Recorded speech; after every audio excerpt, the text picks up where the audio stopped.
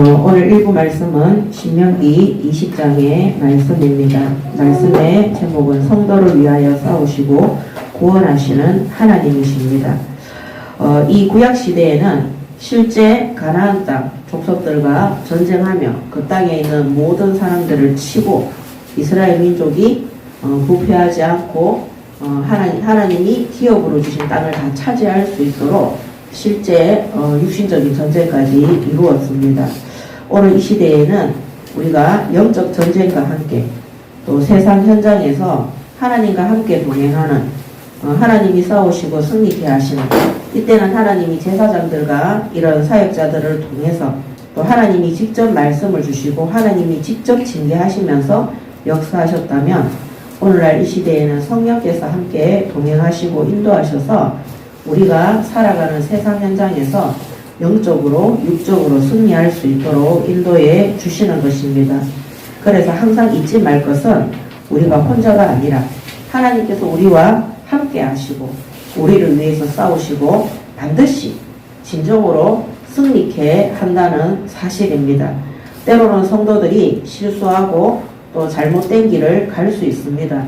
하나님의 성령께서 양심을 통해 또 모든 상황을 통해 어려움과 고난을 통해 깨닫게 하시고 또 훈련시키셔서 마침내는 구원받은 성도가 이 세상에서 반드시 승리할 수 있도록 인도해 주시는 것입니다.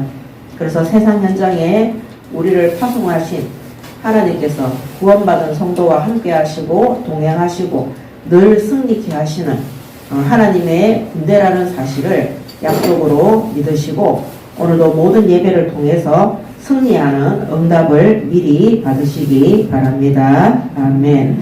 자, 첫 번째 20장 1절에서 4절입니다.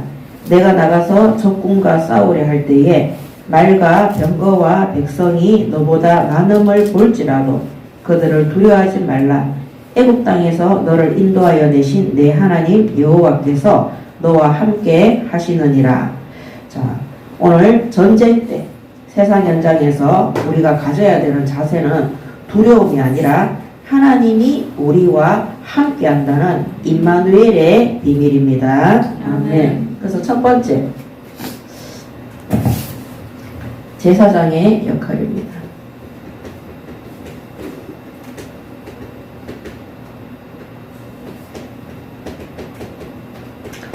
1절 말씀은 두려움보다는 성도들과 함께 하시는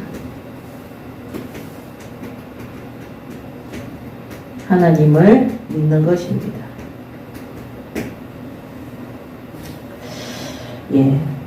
자, 2절에 너희가 싸울 곳에 가까이 가면 제사장은 백성에게 나아가서 고하여 그들에게 말하여 이르기를 이스라엘아 들으라. 너희가 오늘 너희의 대적과 싸우려고 나아왔으니 마음에 겁내지 말며 두려워하지 말며 떨지 말며 그들로 말미암아 놀라지 말라. 너희 하나님 여호와는 너희와 함께 행하시며 너희를 위하여 너희 적군과 싸우시고 구원하실 것이라 할 것이며, 이렇게 되어 있습니다. 그래서 애굽에서 이스라엘 민족을 건지신 인도하신 전능하신 하나님께서 이제 가나안 땅 족속들과 세상 현장에 전쟁하러 나가는 이스라엘 민족을 격려하시고 위로합니다. 그 격려와 위로를 누가 대신하느냐? 제사장들이 하는 거예요. 그래서 이 제사장, 오늘날 구원받은 성도들 중에도 지역 현장과 또 우리 세상 현장에서 파송되어진 모든 성도들은 지금은 만인 제사장이라고 그랬잖아요. 예수의 영인 성령께서 우리와 동행하시기 때문에 교회에서든 집에서든 세상 현장에서든 절대 불신앙하지 마시기 바랍니다. 아멘. 특히 새가족들과 주일학교 아이들이나 믿음이 연약하거나 또 병든 자들에게도 그들이 닥친 환경에 두려워하지 않고 힘을 내라, 이게 아닙니다.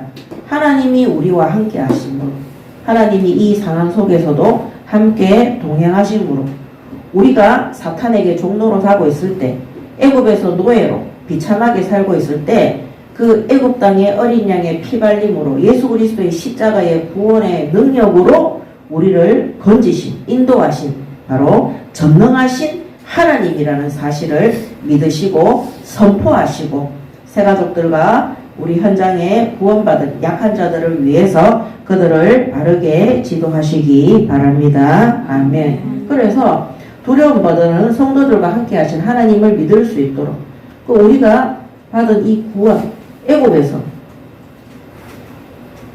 인도하신 하나님, 지금도 이 전쟁 속에 위로와 격려하시는 하나님, 우리가 이 제사장의 이 역할을 우리 자신에게도 마찬가지고 교회에 있는 성도들이나 또 우리 새가족들이나 우리 후대들 앞에서도 반드시 위로와 격려를 위로하시고 격려를 해야 되는 것입니다. 왜냐면은 어떻게 하지? 이거는 구원받은 성도들의 자세가 아닙니다. 하나님이 나와 함께 하시는데 전능하신 하나님이 우리를 건지시고 이 땅에서의 생이 마감될 때까지 끝까지 우리를 보호하시고 인도하시기 때문에 이 약속을 굳게 믿으셔야 되는 겁니다. 이 가나안 땅의 거민들은 거인들도 있고요. 그 능력과 또 철과 쇠나 이런 것들을 능수능란하게 다루는 능력 있는 자들이에요. 그렇기 때문에 그들을 볼 때 그들의 위협과 그들의 어떤 가지고 있는 배경들이 우리를 두렵게 할 수 있습니다. 그렇지만 우리는 아무것도 없어도 문제되지 않을 것은 전능하신 하나님, 능력의 하나님이 구원받은 성도들과 함께 하시기 때문입니다. 아멘. 그래서 우리 자신에게도 이 임마누엘의 비밀을 이 40일 집중 속에서 항상 각인시키시고 우리 많은 사람들에게, 성도들에게, 또 우리가 현장에서 복음 전해서 양육하고 사역하고 있는 자들에게, 우리 후대들에게도 전달하시기 바랍니다. 아멘. 자, 그 다음에 오늘 여기에 2절에 너희가 싸울 곳에 가까이 가면 제사장은 백성에게 나아가서 고하여 그들에게. 그럼 이 제사장은 어떤 제사장이냐? 전쟁에 나가는 제사장.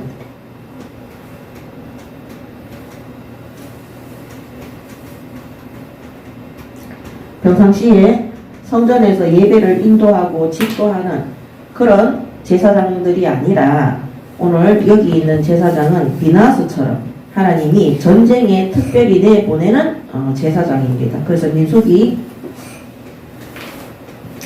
3장 31장 6절에 보면 모세가 각 지파에 1000명씩 싸움에 보내되 제사장 엘르아살의 아들 비느하스에게 성소의 기구와 신호나팔을 들려서 그들과 함께 전쟁에 보내매 이렇게 되어 있습니다. 그래서 비느하스처럼 전쟁에 나가는 제사장, 전쟁에 나가서 비느하스가 칼 들고 싸우는 것이 아니라 그 현장에서 이스라엘 민족이 예배하며 기도하며 영적으로 육적으로 승리할 수 있도록 지도하는 제사장이 되는 것입니다. 지금은 만인 제사장인데 우리는 특별히 세상 현장에 영적으로 하나님 앞에 부르심을 입은 비느하스와 같은 제사장입니다. 그래서 현장에서 오늘 여기 전쟁 현장에 나갈 때 성소의 기구와 신호나팔을 들려서 그들과 함께 전쟁에 보냈다고 했어요. 이 현장에서 영적 전쟁, 육적 전쟁할 수 있도록 그 현장에 예배와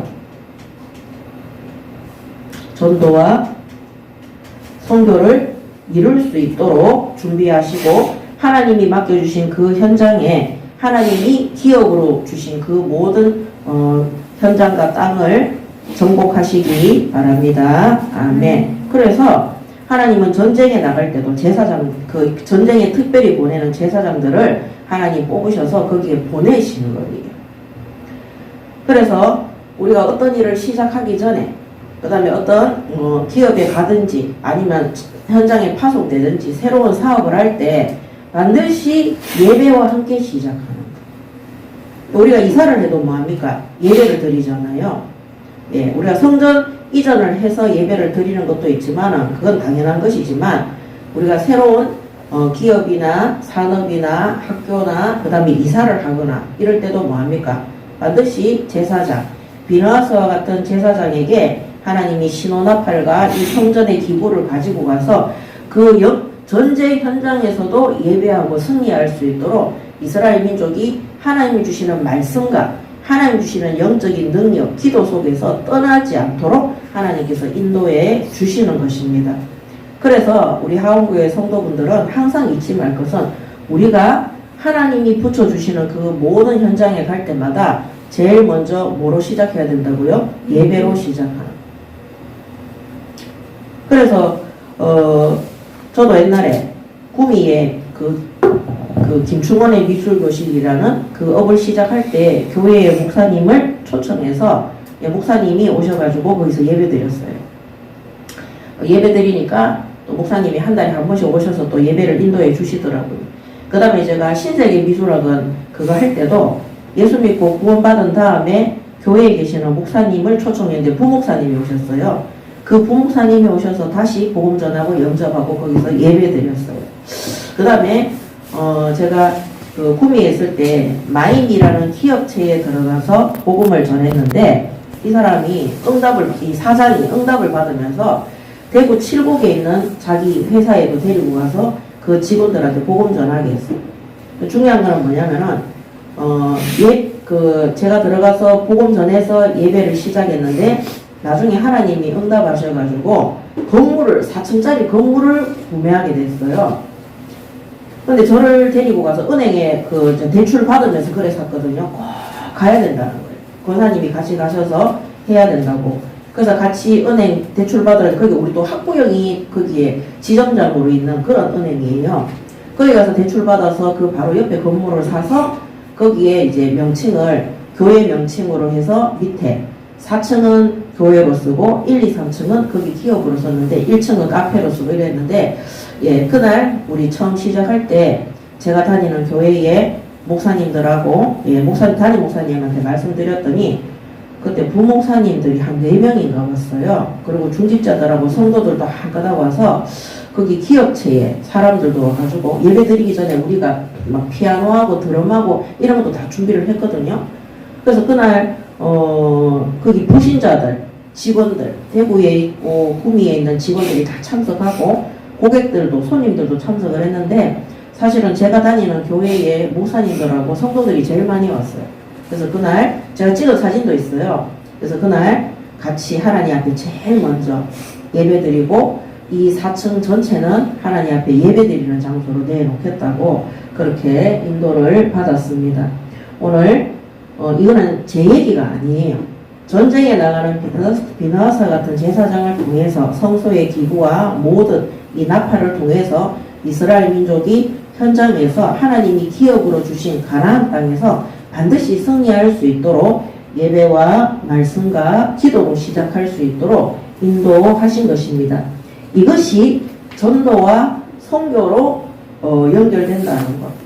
그래서 우리가 하나님이 새 현장에 갈 때 반드시 예배, 말씀, 기도로 시작할 수 있도록 응답받으시기 바랍니다. 아멘. 그 이유가 뭔지 압니까? 오늘 3절 4절에 보면 나옵니다. 말하여 이르기를 이스라엘아 들으라. 너희가 오늘 너희의 대적과 싸우려고 나아왔으니 마음에 겁내지 말며 두려워하지 말며 떨지 말며 그들로 말미암아 놀라지 마라. 너희 하나님 여호와는 너희와 함께 행하시며 너희를 위하여 너희 적군과 싸우시고 구원하실 것이라 할 것이며. 얼마나 놀랍습니까? 사무엘상 17장 47절에 보면 전쟁이 누구에게 속했다고 되어 있습니까? 여호와께 속했다고 되어 있습니다. 또 여호와의 구원이 칼과 창에 있지 아니함을 이 무리에게 알게 하리라. 전쟁은 여호와께 속한 것인즉 그가 너희를 우리 손에 넘기시리라. 아멘. 다윗이 블레셋 골리앗 장군 앞에 섰을 때 이 블레셋이 수도 없이 이스라엘을 위협했잖아요. 겁을 주고 전쟁을 해서 죽이겠다고. 심지어 블레셋의 골리앗 장군은 40일 동안 하나님을 조롱하고 이스라엘 민족을 멸시하고 나보다 더 힘센 놈이 있으면 내가 믿는 신보다 더 능력 있는 자들이 있으면 나와보라면서 40일간 이스라엘 민족을 조롱하고 하나님을 멸시한 족이 바로 블레셋입니다. 그때 다윗이 형들에게 도시락 갖다 주러 왔다가 그 음성을 듣고 오늘 이것을 고백한 겁니다. 그래서 우리의 구원이 여호와께 있다. 전쟁도 여호와께 속한 것이다. 오늘 하나님이 전쟁에서도 하나님의 능력을 믿고 의지할 수 있도록 이런 비나스와 같은 제사장을 현장에 파송한 겁니다. 그래서 오늘 20장 4절 3절 4절의 이 말씀은 전쟁이 오늘 사무엘상 17장 47절의 말씀하고 똑같은 말씀입니다. 그래서 4절에 너희 하나님 여호와는 너희와 함께 행하시며 너희를 위하여 너희 적군과 싸우시고 구원하실 것이라. 이게 오늘 우리 말씀의 제목입니다. 성도를 위하여 싸우시고 구원하시는 하나님이십니다. 오늘 우리가 복음 전파를 위해서 현장에 파송되어지는데 이 전도와 선교 현장에 구원을 이루시고 그 현장을 승리케 하시는 분은 반드시 하나님이라는 사실을 굳게 붙드시고 믿으시기 바랍니다. 아멘. 저도 학원에서 목사님 오셔서 예배드리고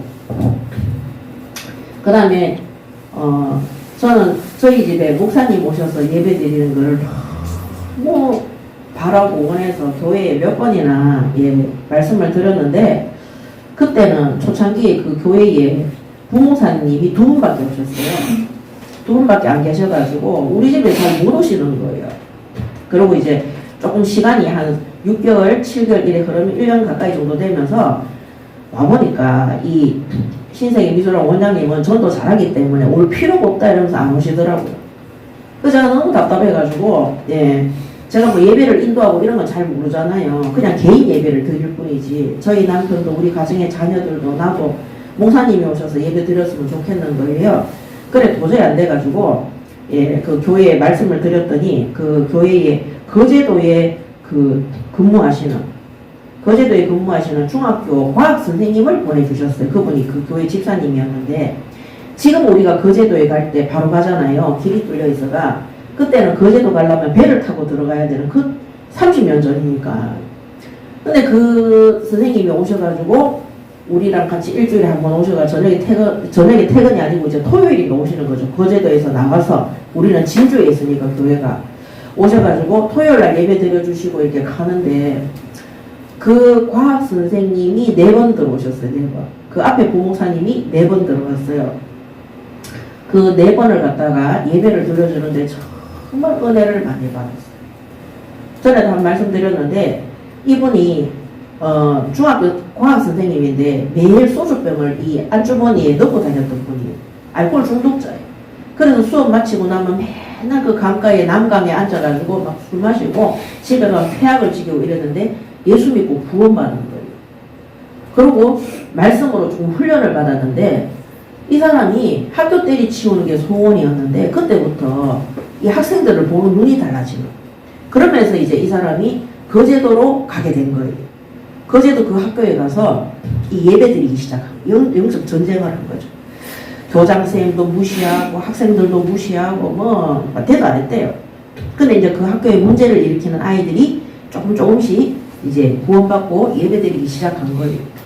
그런데도 불구하고 선생님들은 싫어하고 교장선생님도 싫어했대요. 근데 어느 날 체육 시간이 됐는데 과학선생님이 수업하고 있는데 운동장에서 와 하는 소리가 들리더래요. 어떤 애가 체육 시간에 운동하다가 이 간질인가 봐요. 발작을 일으킨 거예요. 막 뒤로 넘어가는데 학생들하고 막 전부 다 창문에 다닥다닥 붙어가지고 보는데 그때 선생님이 자기도 모르게 뛰어갔대요. 운동장으로 막 미치듯이 갔대요.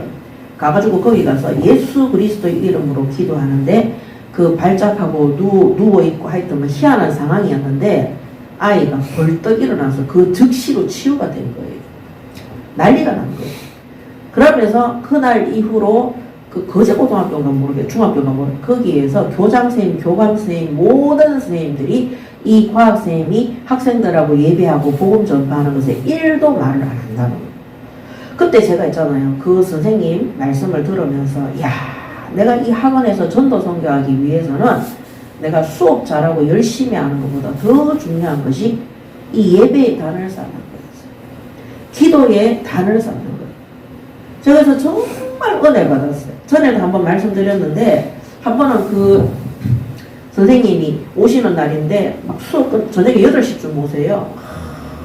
사모하고 기다리고 막. 근데 잠깐 잠이 들었어요. 제가 초저녁에. 6시쯤 잠이 들었는데, 누가 귀에다 대고, 아들이 있는 자에게는, 생명이 있고, 아들이 없는 자에게는 생명이 없느니라.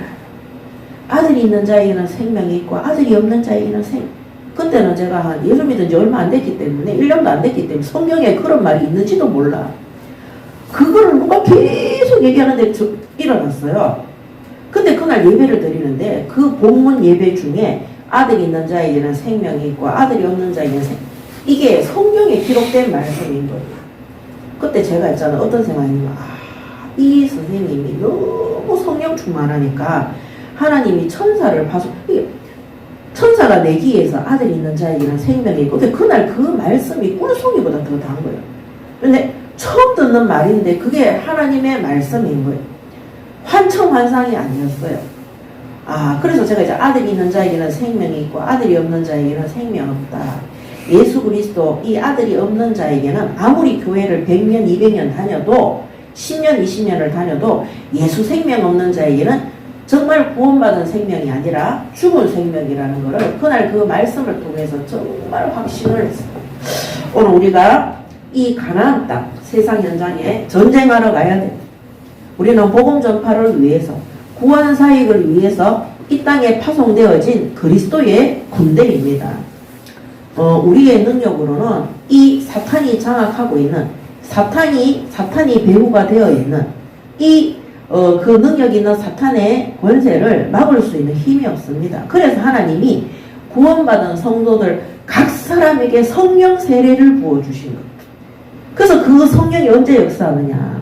하나님 앞에 예배하고 기도하고 말씀을 굳게 붙들 때입니다.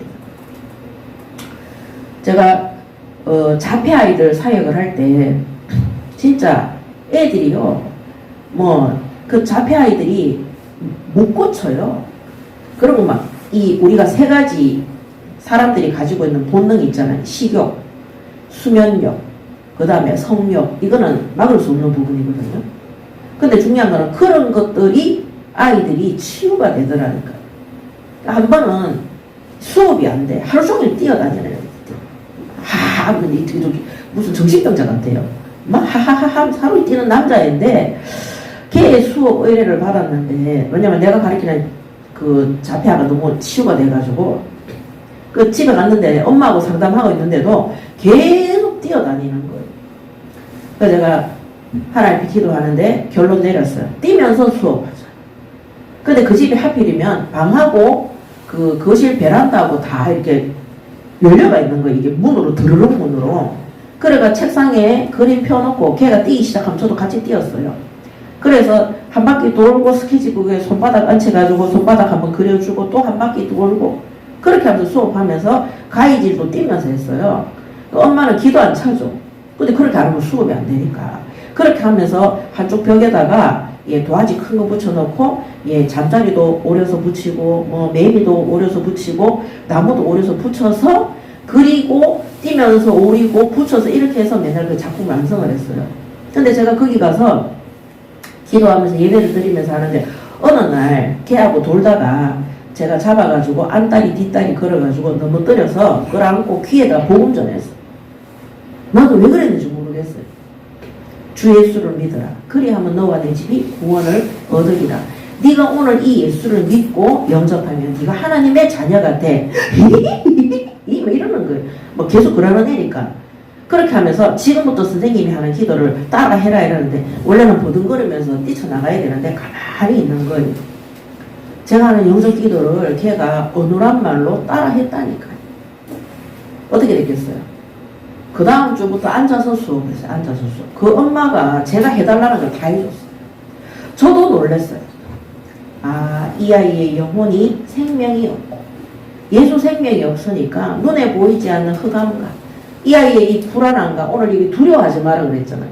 이런 두려움과 이런 것들이 신체적으로도 이 아이가 잠시도 가만히 못 있는 그런 상태가 돼요. 그래서 또 소문이 나가지고 또 자폐아 집으로 연결이 되어졌어요. 얘는 말을 못하는 애. 엄마가 병원에 가서 검사를 했는데 농인이 아니래요. 귀가 잘 듣긴데요. 혀가 짧은 것도 아니야. 근데 이 아이가 말을 못하는 거예요. 근데 눈은 항상 허공을 보고 있어. 제가 엄마를 사이가 수업이 안 되죠. 말도 못하고 눈은 선생님을 보는 게 아니고 허공을 보고 있는 거예요. 그래서 제가 그래도 엄마가 왜 저랑 수업하려면 어려우니까 무조건 해달라는 거예요. 허공 보는 애 손을 붙잡고 그림을 그렸어요. 그렇게 하면서 엄마를 상담하면서 제가 깨달았어요. 아, 이 아이가 허공을 보는 게 아니라 눈에 귀신을 보고 있구나. 천주교 집안이에요. 그래서 참 그 엄마도 대단하죠. 지금도 그 엄마 얼굴이 안 잊혀져. 우리 아이가 그림 안 그려도 좋으니까 자폐아를 치유하시는 유명한 선생님이 우리 집에 와서 있으면 일주일에 한 번만 있으면 줘도 된다는 거예요. 그때부터 본격적으로 흑암 세력 결박 기도하고 했는데 이 엄마가 그 말했어요. 선생님, 우리 아이가 새벽 3시만 되면 시계처럼 일어나서 허공을 쳐다보고 막 두려움과 공포에 휩싸이는데 그게 없어졌대요. 또 소문이 났어요. 그 다음에 또 자폐아 집에 갔어요. 얘는 이러면서 하루 자동차를 갖다 20개, 30개씩 갖고 있어요. 그런 애들도 복음받고 엄마들이 은혜 받아가 복음받아 우리 하나 전도사는 알아요. 나중에는 자폐아 가정이 많아져가지고요. 저 고성에 가면은 공룡 박물관 있어요. 거기에 우리 다 차 몇 대씩 대절해가 그 애들 데리고 놀러 갔다니까요. 정말 저는 자폐아의 자자도 모르는 사람. 우리 큰아이가 잠깐 일시적인 자폐 기질이 있었는데 그것도 몰랐던 사람이에요. 하나님이 저를 그 어두움과 흑암 속에 묶여있는 정신과 마음과 육신이 온전치 않고 그들의 가정과 가문이 우상 숭배로 말미암아 어려움 속에 있는 그 영적 전쟁, 육적 전쟁 현장에 저를 파송하신 거예요. 어떻게 제가 그 아이들을 바꿀 수 있고 고칠 수 있겠습니까? 이거밖에 없어요. 전쟁은 여호와께 속한 것입니다. 그 제가 그런 아이들을 살리고 치유하고 부모들이 예수 믿으면서 엄마들이 저에게 선생님이 우리 아이들이 했던 그 수업이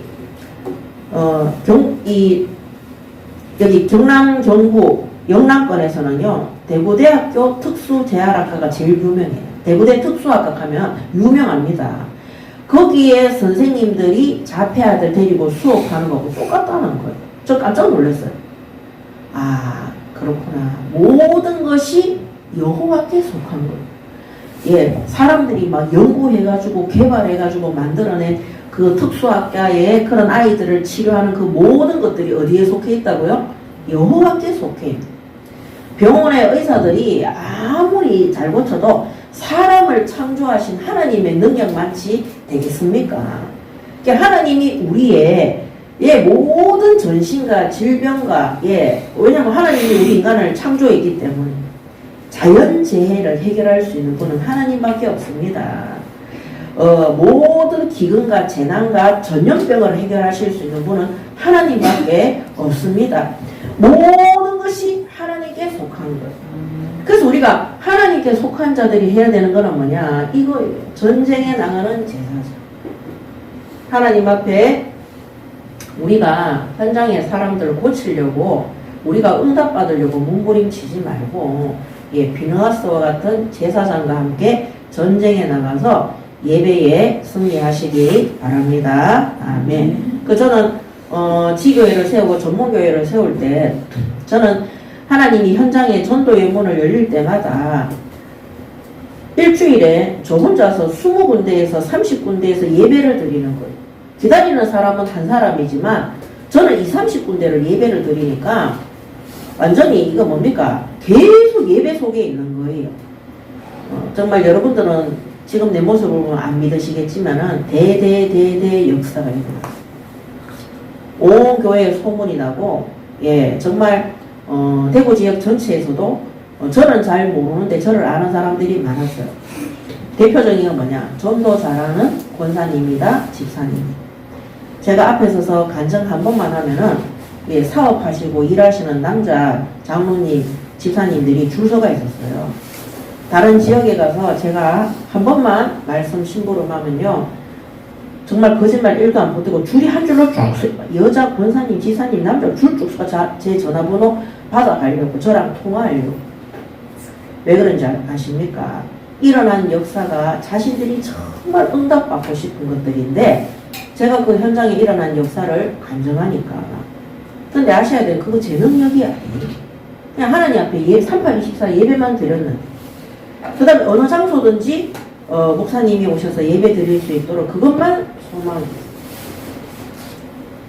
저희 집에는 그 목사님 8번 오고 끝났어요. 그 집사님, 남자 집사님 4번, 목사님 4번. 처음에 그거 했을 때 한 10번 안에 다 끝났어요. 그러고 나서 제가 구미 지역에 와서도 비전 스쿨이라는 거를 해가지고 학생들이 확산되어져서 전국에서 오다가 방학 때만 하다가 학부형들이, 구미에 있는 학부형들이 선생님 방학 때만 하지 말고 매일 하면 안 되냐. 저 수도권이나 대구나 경기도에 있는 애들은 방학 때 오고 우리는 매일 해달라. 이래가지고 비전 스쿨이 일일 비전 스쿨이 됐어요. 그러니까 하나님이 그때부터 매주 목요일날 저녁 8시에 우리 구역을 담당하고 계시는 목사님이 예배드리러 계속 오셨어요. 근데 그 목사님들도 구미에 오면은 항상 새 가족하고 애들이 수북하게 앉아있는. 나중에 목사님이 바뀌었어요. 바뀌었는데 그 목사님도 매주 오면서 정말, 왜냐면 항상 학생들이 수북하게 앉아있으니까. 그래서 하나님이 정말 사람들이 전도하고 싶다, 나도 열매 맺고 싶다, 제자 세우고 싶다, 막 그런 말 하잖아요. 저는 그런 말 한 적이 없거든요. 이것만 했어요. 예배만 드렸어요. 근데 하나님이요, 전쟁은 여호와께 속한 게 맞습니다. 하나님이 전도의 문을 열어가시고 구원사에게 문이 열려지고 사람들이 치유되어지고 회복되어지니까 자신들이 교회에 등록하고 인도받아 오는 거예요. 그러니까 저는 앞에 서서 그냥 하나님이 하신 역사에 대해서 간증만 하면 되는 거예요. 간증만. 그러니까 증인만 되면 되는 거예요.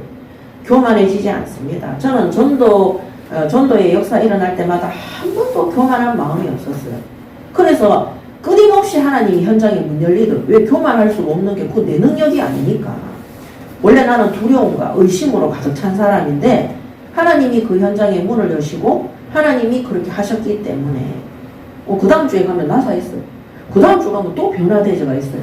신기하잖아요. 이거는 하나님의 역사가 아니고서는 이루어질 수가 없는 부분이, 자랑할 수가 없어요. 자랑하면 처벌받아요. 그거는 하나님이 하신 것이기 때문에. 그래서 이것이 바로 제사장의 역할이다. 오늘 우리가 들어가는 새 현장의 두려움보다 하나님이 구원받은 성도들과 함께 하신다는 것, 그거를 증명이라도 하듯이 성령 세례를 올해 부어주셨고, 우리가 파송되어진 그 현장에 예배와 말씀과 기도가 떠나지 않도록 하나님 앞에 엎드리시기 바랍니다. 아멘. 자, 그러면 이 또 가나안 땅에 들어갈 때 전쟁의 규율이 있습니다. 전쟁. 20장 5절에서 마지막 절까지죠. 20절까지. 자, 첫 번째, 책임자들은 백성에게 말하여 이르기를 새 집을 건축하고 낙성식을 행하지 못한 자가 있느냐? 그는 집으로 돌아갈지니 전사하면 타인이 낙성식을 행할까 하노라. 포도원을 만들고 그 가시를 먹지 못한 자가 있느냐? 그는 집으로 돌아갈지니 전사하면 타인이 그 가시를 먹을까 하노라. 여자와 약혼하고 그와 결혼하지 못한 자가 있느냐? 그는 집으로 돌아갈지니 전사하면 타인이 그를 데려갈까 하노라. 책임자들은 또 백성에게 말하여 이르기를 두려워서 마음이 허약한 자가 있느냐? 그는 집으로 돌아갈지니 그의 형제들의 마음도 그의 마음과 같이 낙심될까 하노라 하고, 백성에게 이르기를 마친 후에 군대의 지휘관들을 세워 무리를 거느리게 할지니라 그랬습니다. 그래서 첫 번째는 병역 면제자들.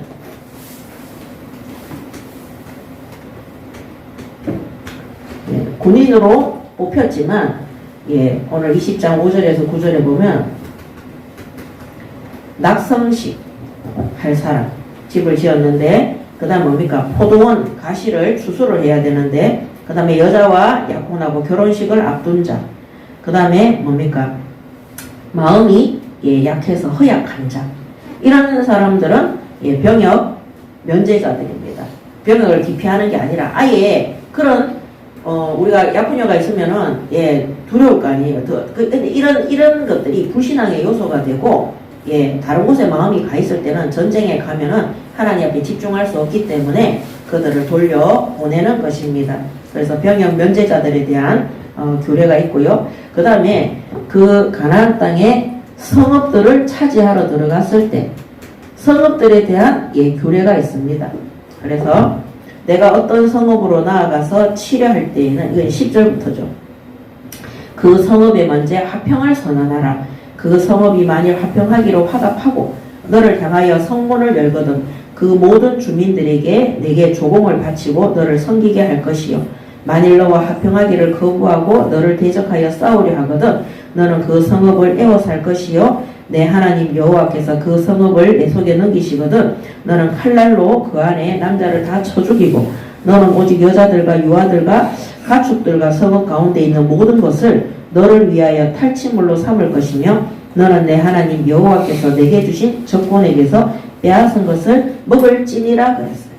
첫 번째는 우리가 가나안 땅에 있는 성읍들에 갔을 때 전쟁부터 하지 말고 그들을 죽이는 것부터 하지 말고 화친부터 하라고 했어요.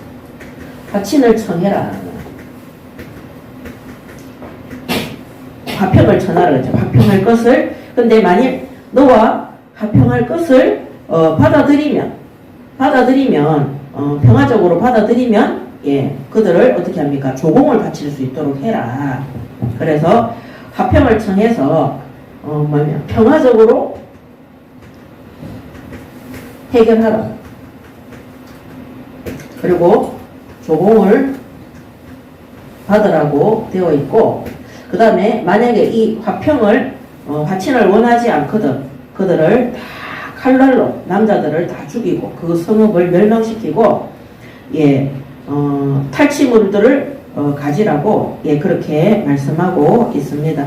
그 다음에 요거는 이제 10절부터 14절까지. 그 다음에 두 번째는 내가 15절에 내가 내게서 멀리 떠난 성읍들 곧 이 민족들에게 속하지 아니한 성읍들에게는 이같이 행하려니와 이랬습니다. 가나안 땅 밖에 있는 이방 성읍들에게도 똑같이 화평을 청하고 화친을 청했는데 받아들이면 이들에게 조공을 바치라 하면 되고 안 받아들이면 다 쳐서 그들을 멸망시키는 겁니다. 가나안 땅에 들어가서 다 멸망시키는 것은 우리가 능히 그동안 계속 들어오셨잖아요. 그래서 이들에게도 그렇게 해라. 그래서 가나안 주변에 있는 이방 성읍들에게도 똑같이 해라.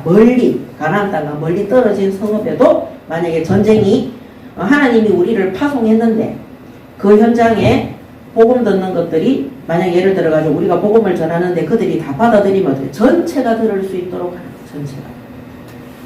지금은 복음만 듣는다고 쳐 죽이고 살인하고 하면 안 됩니다. 그런 게 아니라 지금 이 시대에는 우리가 복음 전했을 때 그들이 받아들이면 전체가 드릴 수 있도록 조공을 바치라. 하나님 앞에 예배 드릴 수 있도록 우리가 양육하는 것입니다. 만약에 거부하고 듣지 않으면 어떻게 됩니까? 발에 먼지를 떨어버리라. 그게 신약이에요. 그래서 복음 듣지 않는 사람들한테 굳이 매달려서 할 필요 없어요. 그 사람들은 시간이 지나면 어떻게 돼요? 멸망하도록 되어 있어요.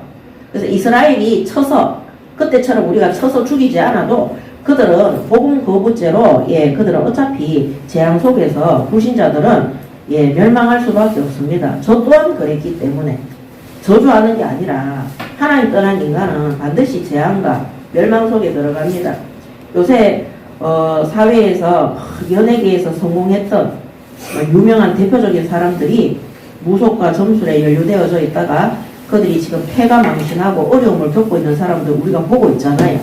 또 성공했다 싶은 사람들이 뭐 자살이라든지 아니면 탈세라든지 아니면은 뭡니까? 사기를 쳐가지고 아니 성공했는데 왜 그럴까요?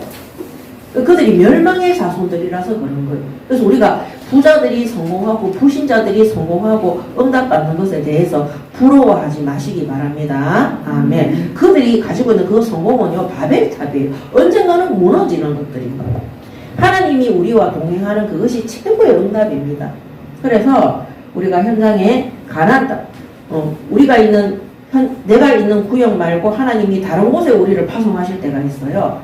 저 같은 경우도 그 집사 권사 때 경기도, 수원, 서울 이런데 제가 이 상담하러 가면서 하나님 복음 전하게 하더라니까요. 심지어 서울 같은 경우는 제가 4년 동안 전화로 사역했어요. 전화로. 결국에 거기에 열매 맺어서 제가 서울에 신학교 갈 때는 거기에 계시는 권사님이 모든 것을 다 준비해주고 있는 웅진이라는 기업체의 전도분들이 다 열려질 수 있도록 하나님이 인도해 주셨어요. 화친을 청했는데 그 사람이 나한테 책 빨라고 연락했는데 제가 복음 전했는데 그 사람이 그거를 수용하고 받아들였어요. 그러니까 전체가 들을 수 있도록 우리가 심부름을 하는 것입니다. 자, 그 다음에 16절에 보면 오직 내 하나님 여호와께서 내게 기업으로 주시는 이 민족들의 성읍에서는 호흡 있는 자들 하나도 살리지 말지니 곧 헷 족속과 아모리 족속과 가나안 족속과 보리스 족속과 히위 족속과 여부스 족속을 내가 진멸하되 내 하나님 여호와께서 내게 명령하신 대로 해라. 자, 여기서부터는 기업으로 주신 하나님이 기업으로 주신 성읍들, 여기 나오는 6성읍들이죠. 여기는 15절이고 여기는 16절부터 18절에 보면 이들은 다 죽이라고 했어요. 18절에 그 이유가 나와요. 이는 그들의 그 신들에게 행하는 모든 가증한 일을 너희에게 가르쳐 본받게 하여 너희가 너희 하나님 여호와께 범죄하게 할까 함이니라. 이렇게 되어 있습니다. 이들은 모조리 전멸시켜라.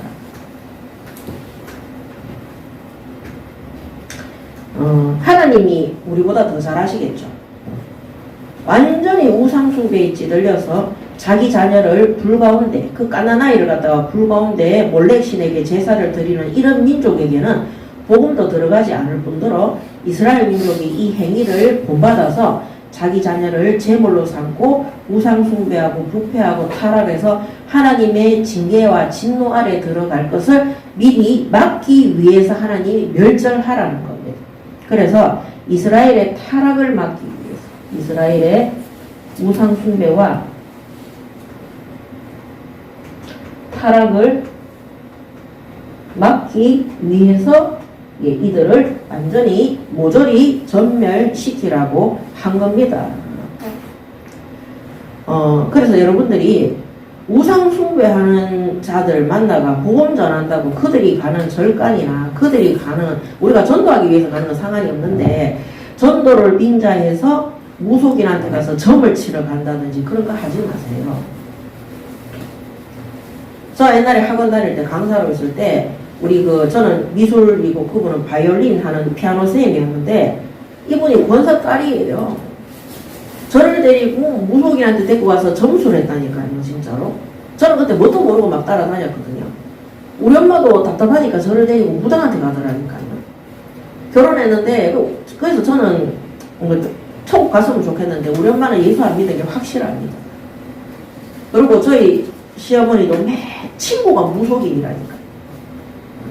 제가 그런 데 가서 제사하고 전도 안 돼요. 그래서 우상 숭배하는 자들이 아수르, 블레셋, 모압 족속이 이스라엘 민족의 여자들, 모압 족속의 여자들이 이스라엘의 남자들을 유혹을 해서 그들과 우상 숭배하고 성적인 타락을 해서 하나님의 진노로 멸망하도록 되어 있어요. 그래서 우상 숭배 또 많이 하는 사람들은요, 부패하고 타락하고 음행하고 게으르고 뭔가 사기성도 있습니다. 그 사람이 나빠서 그런 게 아니라 악한 영이 역사를 해요. 진짜 그러고 싶어서 그러는 것이 아니라. 그래서 우리가 예수 믿고 구원받은 사람들은 내가 진짜 구원받은가 맞는가, 영적인 힘이 없으면은 무속 현장에 전도하러 가서도 안 되는 겁니다. 그래서 우리가 귀신보다 힘이 약하냐? 아니요. 힘은 대단한데 믿음이 없는 거예요. 저는 오늘의 운세 이런 것도 옛날에는 불신자 때는 봤는데 예수 믿고 난 다음에 그런 거 절대 안 봅니다. 내가 영향받을까 봐. 저는 불신자들하고 어울리는 거 안 합니다. 왜? 제가 그런 거 영향받을까 봐. 왜? 제가 그런 거 좋아하거든. 드라마 이런 것도 안 봅니다. 왜냐면 제가 그런 거 좋아하거든. 저 원래 영화 강의예요. 그 영화도 한 4년인가 5년간은 끊었어요. 끊었다가 최근에 1년에 한 서너 번 봐요. 그죠? 두세 번 이렇게 봐요. 꼭 중요한 거. 이거는 진짜 기도해서 내가 봐야 되겠다. 킹 오브 더 킹스라든지 이번에 신의 악단이라면 내가 은혜 받을 수 있는 그런 거. 그 외에는 안 봐요. 불신자들이 만든. 그래서 제가 옛날에 그 영화 보러 가면 제일 싫은 게 그 귀신 영화거든요. 나는 그 귀신 영화 왜 좋아하는지 모르겠더라. 그래서 우리 비전스쿨에 귀신 영화 정말 좋아하는 애가 왔어요. 세상에 왔는데 군대 귀신 들려있더라니까. 내보고 하더라니까요. 극장에 가면 악령 영화나 귀신 영화나 그 다음에 그거 있잖아요. 반지의 제왕이나 이런 걸 갖다 무슨 영화라 그럽니까? 판타지. 이런 영화를 보면요. 그 판타지 영화가 뭐냐면요. 전술, 마술, 주술이 판타지 영화예요. 자기 눈에요. 수백 명의 귀신들이 날아다니면서 사람들 얼굴에, 머리에 들어갔다가 나왔다가 몸에 들어갔다가 나왔다. 난 그게 믿어지더라니까요. 왜냐면 일단 얘 자체가 귀신 영화를 많이 보는데, 그래서 영화 배우 된다 해가지고 연기하면 해보라 하면 맨날 있잖아. 요괴단에 나오는 귀신들이네 연기하고 있잖아. 나 요괴단이 뭔지도 몰랐어요. 친구들이 다 귀신 봐요. 그래서 여러분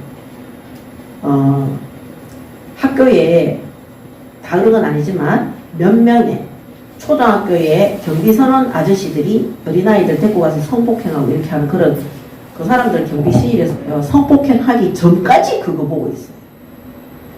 요새 아이들이 왜 위험한지 압니까? 4살, 5살 때부터 음란 영상을 보고 유치원에 가서 6살, 7살이 5살 여자애를 상대로 성폭행을 하는 시대가 이 시대예요. 그래서 우리가 영상을 보더라도요. 우리의 영육간에 이런 것들을 해치는 영상을 계속 보잖아요. 정신병이 오도록 돼요. 사람이 음란하도록 되어 있고요. 사람이 자기 욕심 속에 들어가도록 되어 있어요. 그래서 우리가 그릇이라 그랬거든요. 우리 안에 담는 역할은 누가 해야 되느냐? 우리가 해야 되는 거예요. 우리가 몸에 해로운 음식 계속 먹으면서 나 건강해야지 이러면서 산에 가서 백날 운동 해봐요. 소용없어요. 하나님이 우리를 성전 삼으셨잖아요. 그래서 구원받은 성도들이요. 조금만 신앙생활 하잖아요. 그동안 내 몸에 더럽게 들이마셨던 음란이나 술이나 담배나 이런 것들이 절제하게 되고 안 하도록 되어 있어요. 성령이 그렇게 주관하도록 되어 있어요. 그래서 저는 음행과 타락과 부패를 하면서 그거를 옹호하는 목사님들은 정말 귀신 들린 것 같아요. 이거 뭐 나가도 상관없어요. 제가 30년 동안 현장에서 복음 전파하고 사역하면서요. 성령은요. 그런 거하고 함께 할 수가 없어요. 심지어 강단에서 하나님의 말씀을 심부름하는 목회자가 어떻게 그렇게 됩니까? 처음에는 한 번 실수할 수 있다. 사마리아 여자가 남편이 5명, 6명 있잖아요. 예수님이 용서하고 다시는 이런 짓 하지 마라 그랬어. 도래받는 여자한테도 다시는 그런 거 하지 마라 그랬어. 근데 뭐라고 하느냐? 예수님이 그런 여자들하고 함께 했다는 거야. 이야, 거짓이에요. 미혹이에요. 그래서 바울도 교회 안에 들어와 있는 거짓 선지자들과 교사들, 한마디로 목회자들을 조심하라고. 우리 하원교회 성도분들 성경 읽으시기 바랍니다. 아멘. 그럼 제가 강단에서 헛소리 하는지 진짜 말하는지 다른 교회 가더라도 그거를 분별할 수 있는 거예요. 안 그러면요. 여러분 귀신도 기적을 일으켜서 병나수케 하고 귀신도 능력으로 역사할 때 있습니다. 그래서 병고침과 능력만 따라가다 보면 그게 성령의 역사인지 귀신의 역사인지 분별도 못하는 거예요. 항상 하나님의 말씀과 진리의 복음 안에서 그 모든 일이 이루어지는 것을 분별하시기 바랍니다. 아멘. 그래서 하나님의 말씀으로 복음으로 치유되어지잖아요. 사람이 시간이 지나면 성화되어져. 성령의 사람으로 변화되어져. 저 사람은 교회 다녔는데 10년 동안 저렇게 사람이 변하지도 않고 똑같냐. 저 인간 보면 예수 믿기 싫다. 그 사람은 구원 못 받을 수도 있고 아니면은 하나님 앞에 이 사람이 진짜 말씀을 잘못된 길로 듣고 예배 생활 안 하고 기도 생활 안 하는 사람. 우리의 지정의가 구원받은 사람은 성령의 인도와 역사와 보호 속에 들어가도록 되어 있습니다. 그래서 우리 자신도 내가 잘못된 길을 갈 때마다 점검하셔야 돼요. 우리가 다 육신적인 생각하다가요. 하나님 앞에 예배 드리면 막 양심의 찔림을 받잖아요. 막 눌림을 받잖아요. 저도 그렇거든요. 제가 강단 말씀 심부름 하는 거지만 이거 제가 다 하는 거 아니에요. 저도 강단 말씀 붙잡고 기도하면 제가 잘못된 거, 바른 길로 가고 있는 거 말씀 속에서 다 확인을 해요. 그러면 하나님이 우리한테 때로는요, 그게 막 눌림이 되고 막 괴로울 때가 있어요. 그거 왜 그런지 아세요? 진짜 구원받았기 때문에 그런 거예요. 구원 안 받은 사람들은요, 그런 하나님의 말씀 들을 때는 다 졸아요. 근데 목사님이 웃기는 얘기 하잖아요. 그새 깨가지고 하하하 이러고 있다니까요. 교회 10년을 다녔는데도 하나도 말씀 기억은 안 나고 웃기는 얘기했는 것만 기억나. 그게 옛날에 저였어요. 교회를, 교회 나올 때까지 교회를 다녔는데 목사님 설교 단 한 개도 생각이 안 나요. 그리고 항상 기분 나빴어요. 특히 헌금하락하면 분노가 막 이만큼 올라왔었어요. 그러니까 우리 교회가 성령 세례 받는 거 이거 중요하게 여기는 게 교회를 10년, 20년을 다녀도 한 번도 구원 못 받고 우상 숭배하다가 저희 엄마가 자살로 끝을 냈어요. 얼마나 비참합니까? 그게 교회의 책임입니다. 그래서 우리 교회는 우리 교회 단 한 사람이라도 구원받지 못한 사람이 없도록 성령께서 그 사람을 다스리고 인도해서 한 사람이 성화의 여정을 가잖아요. 우리 이상현 전도사 성화되니까요. 후배 친구들 다 따라서 예수 믿더라니까요. 그래서 이스라엘의 우상 숭배를 막고 이스라엘의 타락을 막기 위해서 가나안 땅에 이 우상 숭배하고 자녀를 몰렉신에게 갖다 바치는 이들은 멸절당해야 되는 겁니다. 우상 숭배자들이 우상 숭배하는 거 절대 옹호하지 마세요. 물론 이해는 해야 돼요. 우리도 옛날에 그랬기 때문에. 그렇지만 그거를 맞다고 해서는 안 되는 겁니다. 그리고 제일 무서운 우상 숭배가 뭔지 아세요? 사람을 믿고 의지하는 것. 우리가 믿음의 대상은 하나님인. 그래서 부모도 너무 믿잖아요. 부모는 완전하지 않잖아요. 그럼 부모의 잘못된 행실을 따라가면 안 되는 거예요. 하나님 앞에서 바른 것을 선택하고 선별하고 인도를 받아야 되는 거예요. 그래서 제가 학생들을 책을 읽히고 제가 사역하는 사람들한테 책을 읽히는 이유가 저희 부모님이 악질이에요. 근데 제가 초등학교 4학년 때 저희 엄마가 아픈 엄마가 저한테 위인전 50권을 사줬어요. 계몽사에서 나온. 그거를 제가 500권도 넘게 읽었어요. 그때부터 제가 집에 있는 우리 부모들의 영향을 안 받았어요. 그때부터 우리 지역에 있는 유진 어린이 도서관이라고 자기 딸이 유진인데 5살짜리가 계단에서 굴러서 죽었어요. 엄마 아빠가 교수인데 돈으로 그 자기 딸을 기념하면서 어린이 도서관을 만들었어요. 그 이름이 유진도. 제가 거기에 매일 출근했어요. 초등학교 때 6학년 때까지 출근했는데 제 여동생이 그거 보고 맨날 따라오더라고요. 제가 4학년 때부터 책에 취미를 붙여가지고 저희 아버지는 폭언을 하는데 그 책에는 뭐라고 하냐면은 위인들은요 어떠한 어려운 환경에도 굴하지 않고 끝까지 목표했는 것을 이루는 게 위인들이더라고요. 그래서 저는 꼭 그림이 그리고 싶고 미대에 가고 싶으니까 그 위인들처럼 행동했어요. 내가 이 상황에서 어떻게 하면 그림을 그릴 수 있을까 혼자서 그림 그렸어요. 그 다음에 아버지를 설득해서 초등학교 6학년 때 딱 한 달 미술학원 다녔어요. 1시간 그림 그리는데 나는 10시간씩 연습해서 갔어요. 그 학원생님이 했다니까요. 너 너무 뛰어나다 그랬어. 중학교에 갔을 때는 미술부에 들어갔어. 실컷 그림 그렸어. 고등학교 가니까 입시 미술이 아니라고 고등학교 미술실 선생님이 저를 거부해서 오지 말라고. 그래서 저 혼자 고등학교 2학년 때 영남대학교 미술실기대에 원서를 내서 제가 거기 가서 대회 참석해서 제가 우리 학교 미술부실을 제끼고 제가 상 받았어요. 그러니까 미술부실 그렇게 해서 고3 때 저희 아버지가 보내줘서 제가 그렇게 포기가 안 되는 거예요. 아무리 욕하고 뭐라 하고 어려운 환경 그래서 정신인 거죠. 그래서 저는 그때도 물론 교회는 다니고 있었거든요. 근데 제가 어른이 되고 나니까 제가 예수 믿고 난 다음에 일진 양아치 공부 못하는 이런 아이들 사역을 해보니까 생각이 너무 짧아. 그 다음에 힘이 없어. 생각하는 힘이 없어. 생각하는 힘이 없으니까 어떻게 해요? 생각이 짧은 거예요. 그러니까 막 사는 거예요. 내일을 생각 안 하는 거예요. 그래서 그런 아이들을 데리고 공부를 시키는 게 아니라 예배를 드리면서 책을 읽혔어. 아이들이요 깨닫는 거예요. 야, 이 사람들은 나하고 다르네. 이 책에 기록된 사람들은 자기 자신하고 그때부터 아이들이 생각하기 시작해요. 그런 아이들한테 예배와 함께 하니까 하나님의 말씀을 묵상하게 되는 거예요.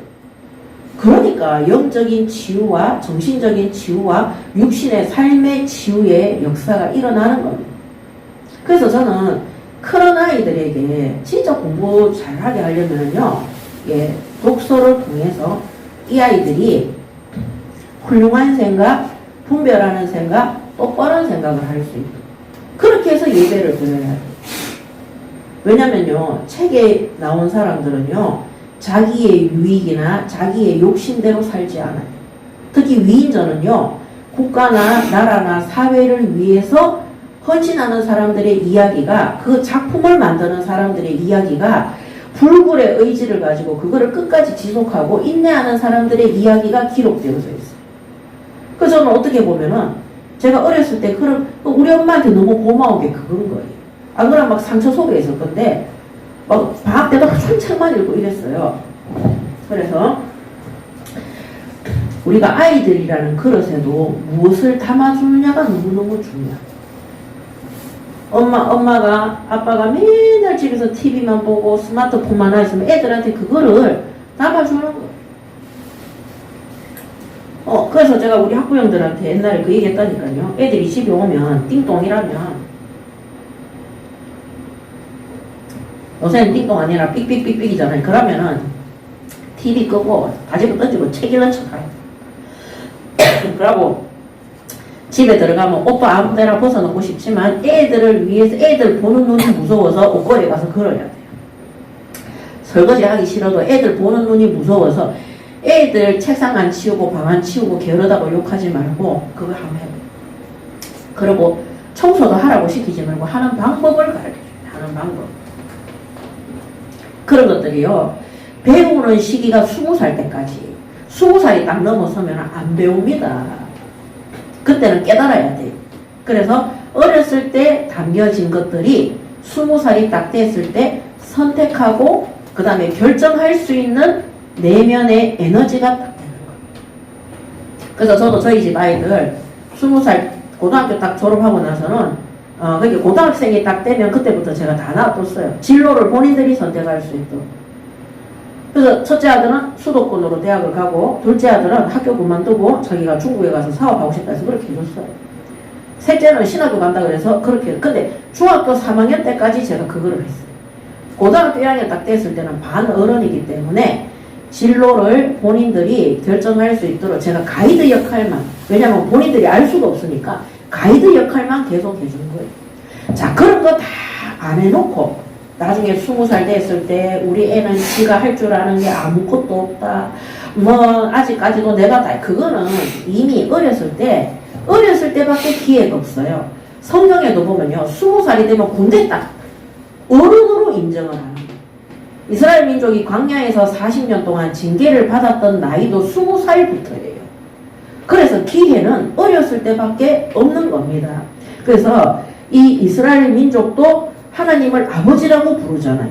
하나님이 이스라엘 민족에게 악하고 부패되고 타락된 것을 담지 못하도록 그들을 멸절시키는 거예요. 사실 유대인들이 전 세계에서 뛰어난 민족으로 인정을 받고 있잖아요. 부모가 4살 때까지는 아무도 못 만나게 안 돼요. 엄마 아빠의 영향만 받던. 7살이 딱 되면은 부모와 엄마와 마을 공동체에 있는 회당 거기에 랍비를 불러가 따로 교육을 시킨다 그랬어요. 그래서 13살이 되면 성인식을 하잖아요. 이 유대인 부모들이 역할들이 딱 정해져가 있더라고요. 왜냐면 아이들이 아이들이 클 때 그때 많은 것들이 담겨지고 만들어지고 형성이 되는 거예요. 그래서 제가 사역을 하면요, 상담을 하다 보면 야는 크면은 범죄자가 되겠구나. 야는 나중에 크면은 집에 부모 진짜 골탕 먹이. 야는 나중에 게을러서 취업도 못하겠다. 야는 나중에 결혼 생활하면 진짜 가족들한테 상처 많이 주겠다. 그게 보여요. 왜? 부모가 그 자녀들한테 그렇게 교육을 시키고 있어요. 자기들도 모르게. 그렇게 해서 나중에 뭐라 합니까? 크면은 내가 남편 복도 없는데 자식 복도 없다 그래요. 그렇게 키웠기 때문에.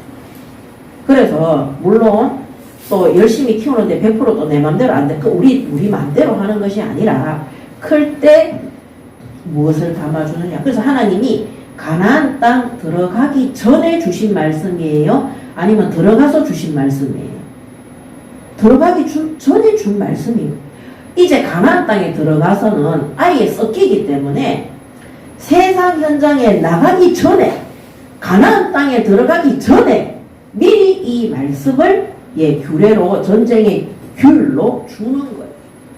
우리 아이들이 또 우리가 불신 현장에 파송되기 전에 영적인 그리스도의 군사로 무장이 되어져야 되고, 바른 생각, 올바른 생각, 규모 있는 삶을 살아갈 수 있도록 부모들이 피곤해도 신경을 써야 되는 거예요. 그러고 난 다음에 20살이 넘었는데 그때부터 아무 따나 행동하는 거는 본인이 책임을 져야 돼요. 신앙생활도 본인이 책임을 져야 되는 거예요. 그 대신 부모는 끝까지 기도하고 기다려야 되는 거겠죠.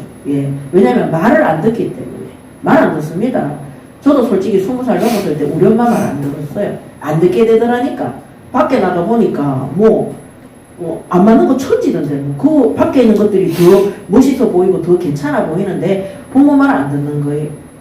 그렇지만 저는 저 자신을 보더라도, 그 다음에 제가 사역했던 아이들을 보더라도 애들은요 금방 있으니까 10년 되고 15년 되고 어른 되더라니까. 어렸을 때 무엇을 담느냐가 그래서 깨끗하고 쓸모 있는 종지, 큰 그릇 되고 작은 그릇 되고 그거는 하나님이 정한다 그랬어. 우리는 깨끗하고 쓰임받을 수 있는 그릇이 될 수 있다. 더러운 오물이 담겨 있어서 아무도 쓰지 못하는 쓰레기통으로, 휴지통으로만 쓸 수 있도록 하면 안 되는 거예요. 그래서 하나님이 아예 이스라엘 민족이 가나안 땅에 들어가서 기업으로 주신 성읍이 가나안, 여기는 족속들이잖아요. 여기에 들어가서 더러운 그릇 되기 전에 이미 미리 하나님이 말씀을 주시는 겁니다. 자, 결론입니다. 결론. 20장 1절에서 4절.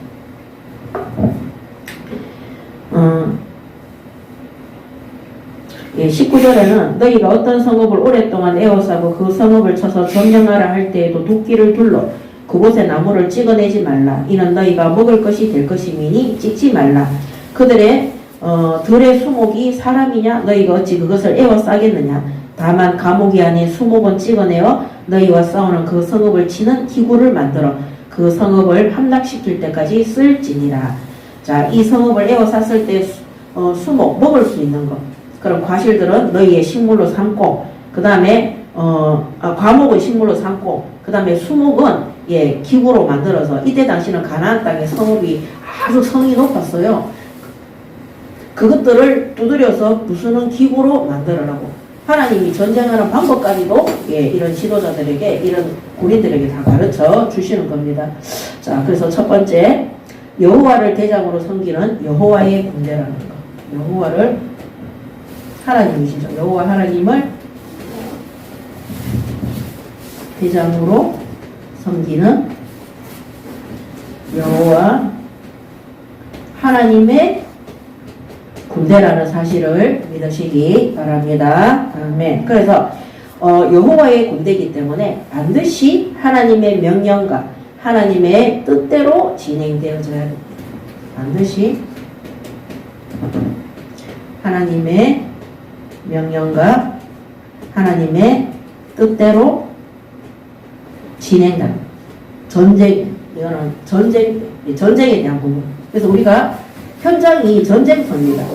오늘 하나님이 올해 2026년도 우리를 파송하신 그 현장에 하나님을 대장으로 섬기고 우리가 하나님의 군대라는 사실을 아시고 반드시 하나님의 말씀과 하나님의 뜻대로 이 모든 것 진행시키시기 바랍니다. 아멘. 그래서 성령의 인도와 역사 속에서 하나님의 말씀대로 순종하며 언약을 붙잡고 가는 것입니다. 자, 그 다음 두 번째, 목적이 뭐냐?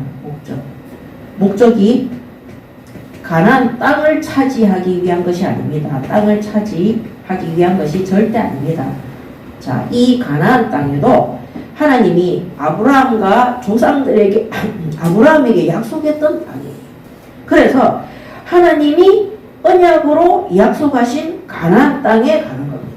그래서 하나님의 약속하신 가나안 땅. 왜 약속하셨습니까? 이방 선교를 위해서. 그래서 지금은 사도행전 1장 8절인 거죠. 오직 성령이 임하면 예루살렘과 유대와 사마리아와 땅끝이 하나님이 예수님 오신 이후에 약속의 땅이에요. 그래서 내가 있는 현장, 종교 현장, 병든 현장, 한 번도 복음을 들어보지 못한 249개 나라와 모든 민족의 현장을 우리가 차지하러 가야 되는 거예요. 거기에 가서 뭐 해야 됩니까? 이 땅에, 이 가나안 땅에 있는 모든 우상 숭배를 멸절시키고 여기에 하나님의 성전을 세우는 거예요. 성전. 교회를 세우는 거예요. 이 사람이 교회예요. 사람이 교회.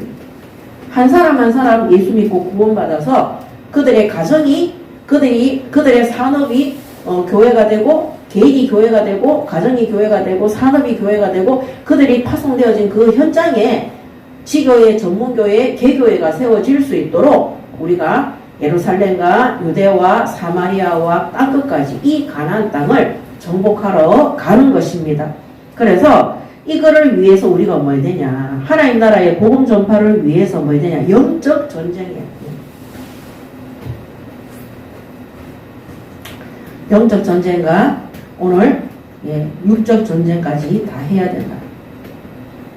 그래서 영적으로 우리가 하나님께 예배드리고 말씀 속에서 승리하기 위해서는요, 우리가 육신적인 것들도 결단을 해야 돼요. 예배 우선순위, 말씀 우선순위, 기도 우선순위로 결단을 딱 해야 되는 거예요. 안 그러면은 세상의 것들을 쫓아갈 수밖에 없습니다. 그래서 저 옛날에 학원할 때 예수 믿고 난 다음에 그 학원, 제가 우리 학원에 있던 선생님들이 저보고 왜 수업 안 하고 자꾸 예배만 드리냐는 거. 그래서 제가 했어요. 그때 제가 좀 생각해보니 그게 응답이었어요. 수업할 필요 없다. 아무리 수업 잘해도 하나님이 여기 구원사역하고 상관없으면은 이거 학원하는 거 아무 소용없다. 그때 제가 예수 믿은 지 2달인가 정도밖에 안 됐는데 그 원장실에 앉아서 맨날 예배 드려서 애들 밥 해주고 근데 나중에는 그 쌤이 가더라니까요. 사실은 원장님 우리 오빠가 불치병에 걸려가 너무 아픈데 우리 엄마가 오빠만 돌보고 있어서 자기가 오빠 죽었으면 좋겠다고 생각했던 그런 나쁜 애라는 거예요. 근데 저도 참 공감이 되는 게 저희 엄마가 너무 아프고 힘들고 시달리고 이러니까 제가 우리 엄마 죽었으면 좋겠다. 너무 아프니까 그만 나도 너무 힘들고 우리 엄마도 너무 힘드니까 근데 저희 엄마가 유서를 써놓고 가출을 한 거예요. 그래서 저희 엄마가 실제 돌아가셨을 때는 제가 그것 때문에 너무 마음에 막 가책을 받아서 힘들었어요. 그래서 제가 그 선생님 보고 모든 사람은 죄인이라 그랬다. 나도 그랬다. 그날 그 선생님이 예수 믿고 용서받으라고. 그래서 저는 그때부터 학원에서 예배만 드리고 기도만 했는데 학원의 아이들이 치유되기 시작하고 모든 수업이 재미난 거예요. 막 토하고 팔 빠지고 이런 애들이 치유되어지니까 학부형들이 그리고 전에는 제가 수업을 하면은요 감옥이었어요. 감옥. 빨리 유치부 수업 끝났으면 좋겠다. 유치부 수업 끝나면 2시부터 초등학생들 빨리 초등부 수업 끝났으면 좋겠다. 5시 되면 중학생들 중학생들 빨리 7시 되면 수업 다 7시 됐으면 좋겠다. 막 미치는 거예요. 그래서 회사원들이 아침에 출근하자마자 점심시간 기다리고 점심시간 끝나고 나면은 퇴근시간 기다리잖아요. 우리 학교 다닐 때도 아침에 학교 가면은 뭐 기다립니까? 점심시간 기다리고 점심시간 지나고 나면 집에 갈 시간 기다리는데 야자해야 되잖아요. 똑같은 거예요. 근데 제가 예수 믿고 구원받은 다음에는 뭐 이게 어마어마한 밭으로 보이는 제가 하나님 앞에 예배하고 기도하면서 제 자신이 완전히 바뀌었어요. 그때는 돈을 벌기 위해서 아이들을 가르쳤는데 그때는 미운 아이들도 있고 싫은 애들도 있어요. 귀여운 애들도 있고 내 마음에 들면 이쁜 거고 내 마음에 안 들면 싫은 거. 예수 믿고 구원받은 다음에는 모든 아이들이 하나님이 보내셨구나. 뭐 내가 사랑하고 이런 걸 떠나서 얘도 하나님이 보냈고 얘도 하나님이 이 아이들을 보냈다는 사실을 아니까요. 그 하나하나가 대통령이 보냈다고 생각해도 소중한데 하나님이 보냈다고 생각하니까 제가 저절로 머리가 숙여지고요. 얘들을 위해서 무릎 꿇고 기도하게 되고 새벽 기도 가게 되고 막 이래 되더라니까. 그 한마디로 공기현은 똑같은 사람이고 하나가 똑같은데 제 안에 완전히 엄청난 변화가 일어나요.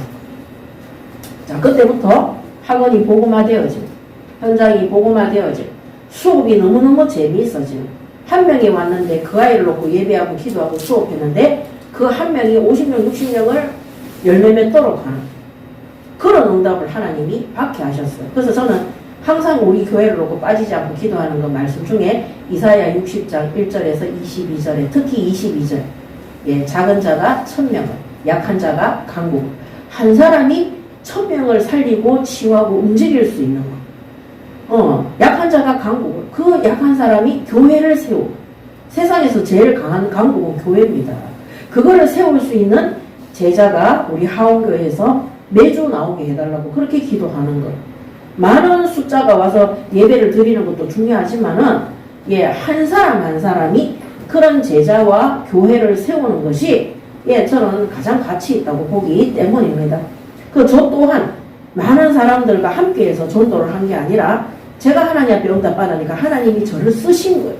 그럼 또 함께 쓰임받을 동역자들을 하나님이 보내주시는 거예요.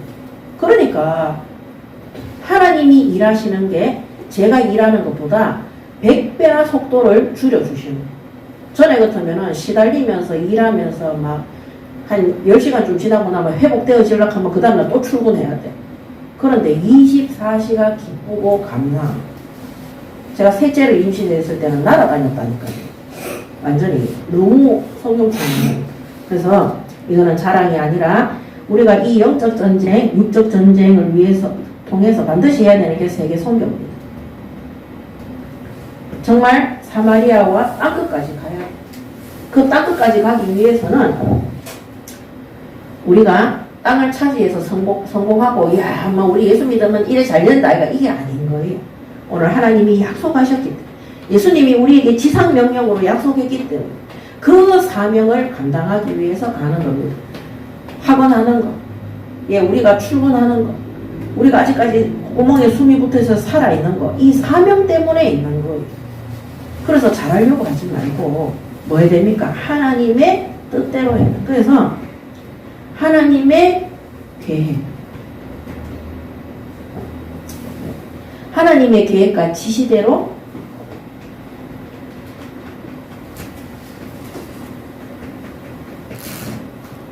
싸우는 성전, 이게 뭐냐? 하원교회예요. 그래서 우리 하원교회 이름이 뭡니까?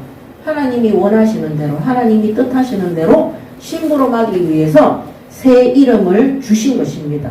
그래서 하나님의 계획과 지시대로 싸우는 성전, 그 다음에 성도, 성도되는 하원교회입니다. 그래서 예, 이번 주간에도 또 올해도 또 주님 오시는 그날까지 하나님의 계획과 지시대로 뜻대로 영적 싸움에 승리하는, 그래서 육적 싸움에도 우리가 전국해서 그 현장에 구원받은 성도들이 세워지고 또 교회가 세워질 수 있도록 심부름하는, 그래서 오늘 말씀 그대로 성도를 위하여 싸우시고 구원하시는 하나님의 능력으로 우리가 현장에서 승리하는 한 주간 되시기 바랍니다. 아멘. 기도하겠습니다. 하나님 은혜를 감사합니다. 오늘도 하나님의 성전에서 예배하게 하시고 또 말씀을 주심을 감사합니다.